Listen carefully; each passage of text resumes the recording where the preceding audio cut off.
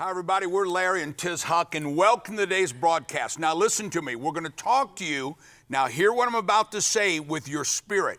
We're going to talk to you about Purim. Yeah. Purim is the holiday in the Bible where God takes your impossible situation and turns it upside down. This is a time of great miracles. Your world is about to change.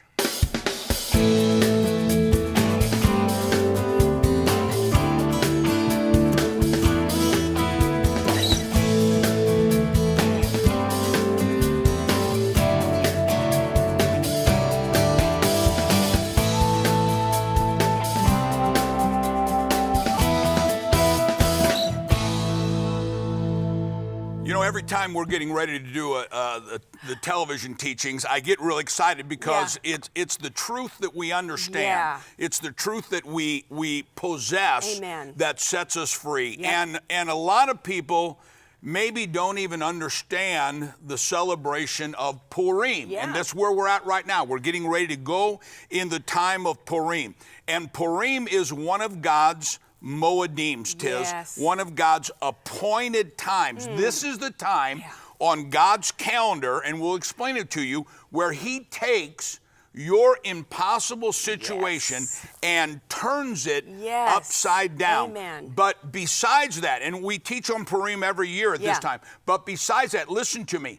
This is a time where those miracles of turning whatever Haman, whatever the devil is trying to do to you, and turns it upside down. This is a time this year of incredible miracles. Amen. And we're seeing that right now in our own church. Yes. We're seeing people who have been given horrible reports by miraculous intervention of God, those things being turned upside down. So not only is this Purim, but this is, I'm telling you this prophetically, this is double Purim. This is, I'm telling you, it's a time of incredible miracles. And in ancient Hebrew, you know what we always teach, there's no word for coincidence. If you're watching today, I don't care what the situation is, God has ordained you to watch this program, be a blessing to Israel, and He is going to, in an incredible way, turn their stories upside down. You know, Larry, there's so much exciting things I love to talk this. I about. love this. I know, but you know, come back to the original message here. Tell the people about Esther, because that's what this whole thing hinges on. Well, Purim is the story of Esther. Esther, and I know most of you know this, but just for those of you that don't, Esther is the only book in the Bible, and I want you to hear this. It's the only book in the Bible that never mentions the name of God. Wow. Esther is the story where Haman, which is the beginning of anti-Semitism, anti-Israel, anti-Jewish people, Haman has it written by the king, the decree that all the Jews would be wiped out. Now, in rabbinical teaching, the story of Esther is the hidden hand of God or the hidden face of God. Now think about this. Esther is the only book in the entire Bible that doesn't mention the name of God, doesn't hint at the name of God, and the reason is it's a story for us, for all of us. If you can't feel God, if you can't see how it could happen, if you can't hear God, what are you saying? It doesn't matter. Behind the scenes, and this is the story of Esther, behind the scenes, God is miraculously working. When everything looks bad, when everything looks negative, when everything looks impossible, God, God does this every day. But this is a Moedim, this is an appointed time. What are you facing? What Haman has made a decree? Maybe it's a decree against your finances, against your marriage, against your children, against your grandchildren, against your health or your body, whatever it is. What decree has Haman made where God, you can't feel God, you can't see God, you can't hear from God, but I'm decreeing to you because God has ordained Yes. you to be watching this Amen. program. He is going to turn your story upside down. You know, and we'll get into one of the things we're giving away, because I can't teach all this, is the teaching on the Purim, where the hidden hand of God, the hidden face of God. But one thing that we want you to understand, and Tiz and I teach this all the time, whenever God is getting ready to bless you, He first gives you a chance to be a blessing. To be a blessing. Now watch this. God has ordained you to be with Tiz and I right now so that we can teach you about how God, just like God used Esther for such a time as this, to turn your story upside down. And we're going to tell you maybe when we come back from the break in just in a couple minutes, or maybe in next week, whenever, we have had babies that horrible situation, and a nurse runs in and says, "Don't do the operation. We just reread the report." I'm talking 3 this week. Of that exact thing happened. One of our ladies full of tumors in her stomach, and God turned the story upside down. Finances, whatever it is. But remember this: whenever God is getting ready to bless you, He first gives you a chance to be a blessing. And that's why this project that we're involved with Israel and the government of Israel is an amazing project, and for just like with Esther, for such a time as this. Right now, Jewish people around the world are facing more anti-Semitism, more hatred, more violence, more prejudice than any other time in history. Believe it or not, anti-Semitism is on the rise.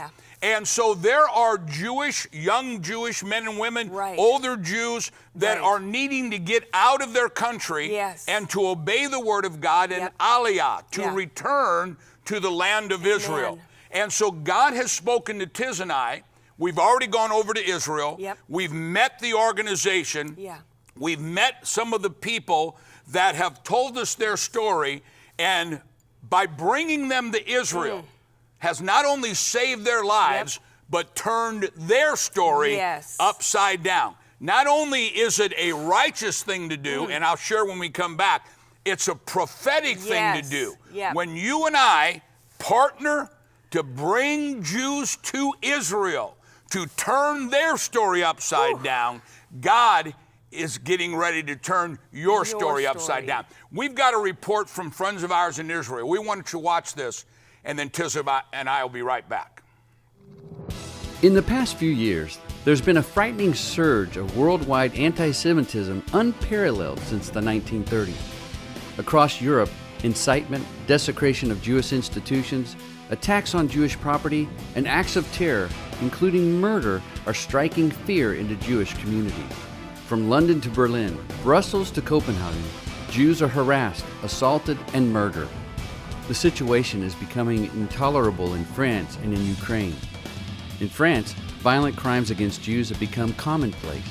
In eastern Ukraine, over 1 million people have been displaced.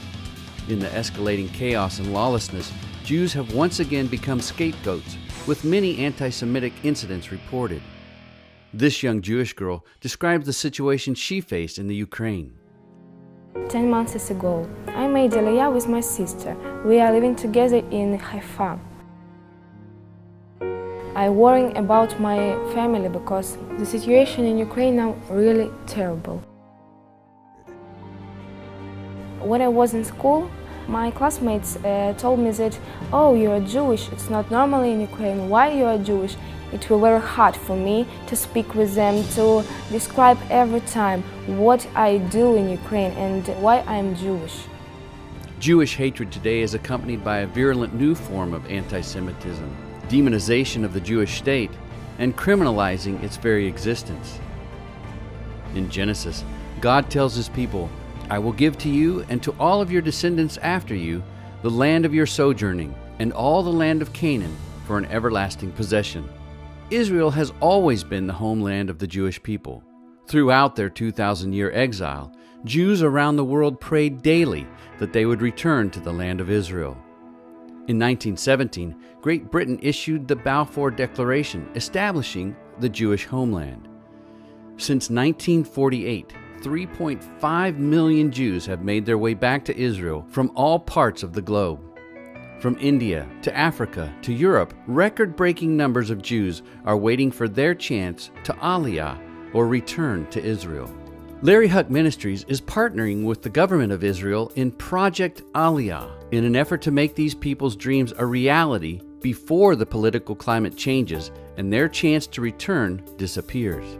Pastor Larry has personally met with some of these new Israelis who told him of the persecution they suffered before making the decision to leave family and friends behind to start a new life in Israel. We need your help now to facilitate the transport and integration of every Jew who wishes to fulfill prophecy and Aliyah to their biblical homeland. What part will you play in making the Aliyah project a success?